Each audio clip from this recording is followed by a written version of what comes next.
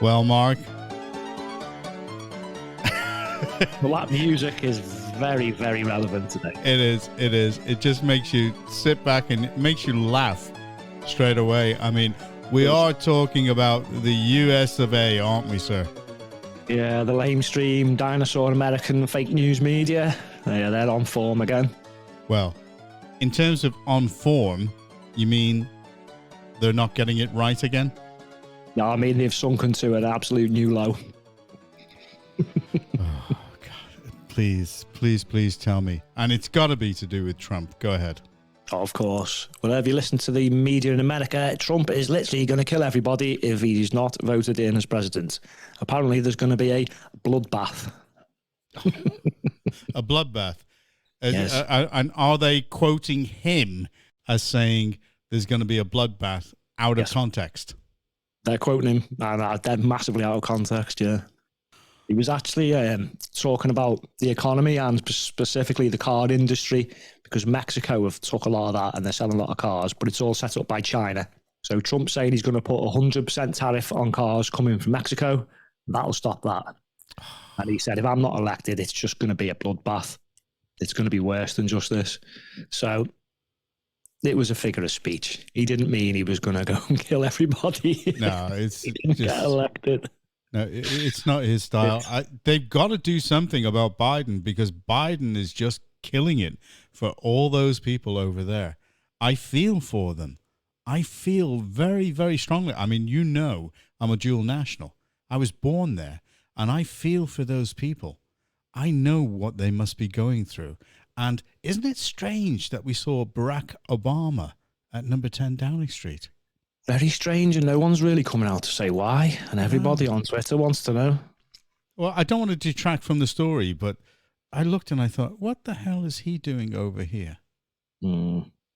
I got a funny feeling that he's trying to get over here to say to Rishi, look, hold your nerve. All right, let's go through with the plan. Something's going on, John, isn't it? Yeah. I think this time, though, it was slightly different from how it used to be. This time, I think the Truth set a world record for getting its pants on very quickly and got to work before the lie got halfway around the world.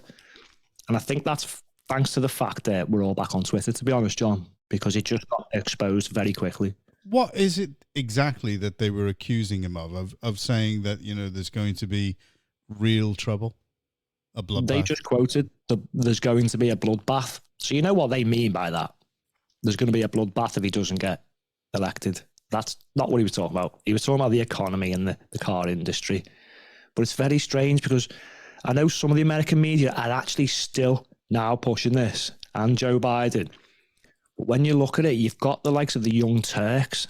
They're definitely not on the right of politics. Yeah, got you. Definitely no friends of Trump. But they've actually even come out and said this is actually quite embarrassing now what the media are doing. They're desperate, aren't they? Yeah, they're very desperate, and so is Biden. Desperate. So. They know that Biden is losing, and they know that Biden is not going to be able to stand on stage and debate with Trump. It isn't going to happen. It won't matter, even if they've got all the technology in the world in his ears while he's up there. He has not got the cognitive awareness to be able to deal with it. And it's a shame, really. I mean, because, you know, he's... No, it's not. No, it's a shame. He's an old man, and he needs to retire. He needs to be out of it. Do you remember, though, when it was election time and it was Trump who had the cognitive problem, apparently, and then he did the test and all as well. But now it's clearly obvious that Joe has, and even the FBI or whatever it was said there's a problem with him because he can't remember what he did with all these classified documents. So even though it's common knowledge, it's obvious to everyone with eyes and ears. No, that's all fine. But yeah, that's what gets me about that, because it was okay for Joe Biden in the documents, but it wasn't okay for Donald Trump and the documents. I think Joe Biden's going to be in a little bit of trouble because apparently it was released in the Congress or whatever it was that he actually gave someone classified documents to a proofreader or someone who was, not a proofreader, someone who was writing a book. All right, okay. A ghostwriter. Sorry, ghostwriter, that was the one, sorry, yeah. So he gave he gave them to a ghostwriter, and you're definitely not allowed to do that. And I think it was when he was vice president, So there's no immunity for that one. It was when he was vice president. Oh, no, there is no immunity when you're vice president. So I think when Trump gets in, Joe's a little worried. And so he should be. I think that's the least of his worries. But the thing again, Trump flipped it, straight back on Joe Biden. And within a day, his campaign team had put out a video, Joe Biden's bloodbath in relation to what's going on at the border. So the machine's working now in full against Joe Biden. I mean, the way this just got exposed, I mean, a lot of them, the mainstream, like the press, for instance, The Independent did okay in their version of it. The Telegraph, not so great. They were saying, oh, it's not clear what he said. No, it's very obvious what he said. What did The Guardian say? Because they're normally gospel, Mark. Yeah, I'd swear them this time. It's just when, as I say, when you've got the likes of people like the Young Turks on the left coming out and saying this is just a whole load of fake news nonsense. And I think this is a massive step in the right direction and something's changing. Because remember when he did it was the good people on both sides, and then there was the Mexicans aren't sending the best. Yeah. Well, they did the same thing there. They just cut out that bit and ignored all the context. But it took years to get that through to some people and for them to realise, well, it's happened in like a day or two. Well, this is the beauty. Actually. It's the beauty of being able to get information out quickly. So I know that we actually like to comment on the stuff after the fact. I mean, that's what I like, to be able to give a bird's eye view of certain things. And what I'm seeing is that they're basically trying to renew people's thoughts about January the 6th in the US. Yeah. And it's not that at all. He's not inciting anybody. They're taking him out of context on purpose because they are absolutely scared stiff about this election. The Democrats have got to try and win by any means possible. That's all it is. And they don't care whether it's fair or foul. They don't care. They just want to win. Simple as that. That's why they're bringing in all these people from Mexico, and they're looking for the votes. That's all they're doing. They don't want anybody to be able to be verified at the ballot box. That's another thing as well. You know, when you're looking at exactly what things are going on over there, it's wrong. It's so wrong. And I hope that Trump does get in, because when he does get in, man, he's going to go through them like a dose of salts. Yeah, and Robert De Niro's going to have to leave the country because apparently he thinks he's going to get killed by Trump. Honestly, John, these people, I'm sorry to say it, but I don't say this lightly, but they're lunatics. They are stupid. This media are thick and evil. If they actually think that this tactic still works, wow, honestly. It doesn't, not with the people anymore. And Robert De Niro should just quietly stick to acting, not get involved in politics. Same with any of them. Ricky Gervais did a fantastic job at one of these award ceremonies of absolutely berating them and making them look like idiots. And the actors, they think they're like gods.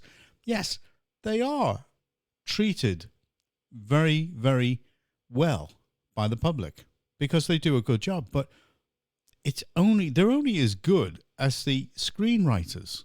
Correct. And the script writers are. Those are the people that actually are the unsung heroes of what goes on. Simple as that.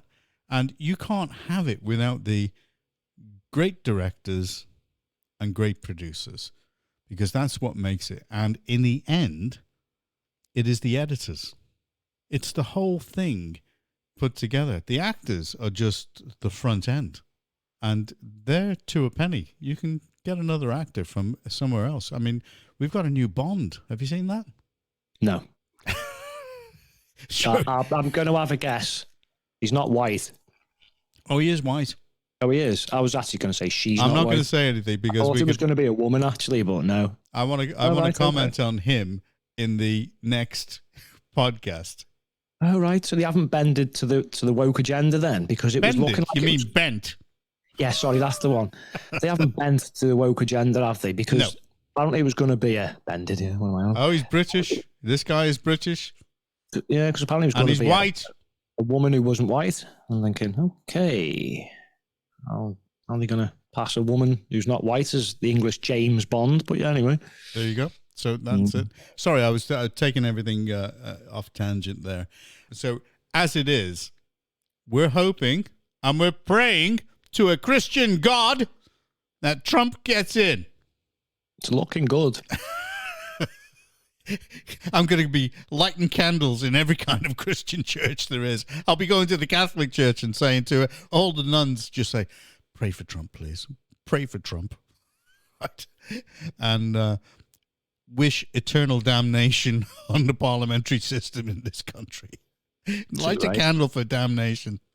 Oh, they'll just say, oh, I'm sorry, my son. You can't have things. I'd like to go to a confession, really. When the father said, what would you like to confess? I say, I confess that I would like to push the nuclear button on. Or as Twice Daily said, park the Trident missiles outside of Parliament. And I'll be like that. And just sit there with your finger on the button saying, go ahead, make my day. What do you think? Risky. I know, but who's gonna take you out while you've actually got your finger on the button? Correct. There's nobody going to take you out because they say, you shoot me, my thumb is automatically going to press the red button and that's it. You're gone. Bye-bye. That includes you as well, Mr. Policeman. Met Policeman. Is that extremist? No, they said humour and comedy is an exception. I'm laughing. I want to do it. Okay, you might be getting a knock from Prevent, who don't seem to prevent very much. So, well, at least that ends on a happy note. Yeah. Well, let's see how it comes out in the edit. Well, anyway, that's Clown World in America. Thank you very much, sir. Again, the circus came to town. Indeed. So we had to report on it. You like that music, don't you? It's really catchy, isn't it? It just makes me laugh. That's it's marching music. I like it. Anyway. The music of the loony left. Oh, I love all those things. It reminds me of a composer called Philip de Souza, who used to write all the actual marches that are used in different things. But there you go. I'm showing my cultural side. Oh, yes.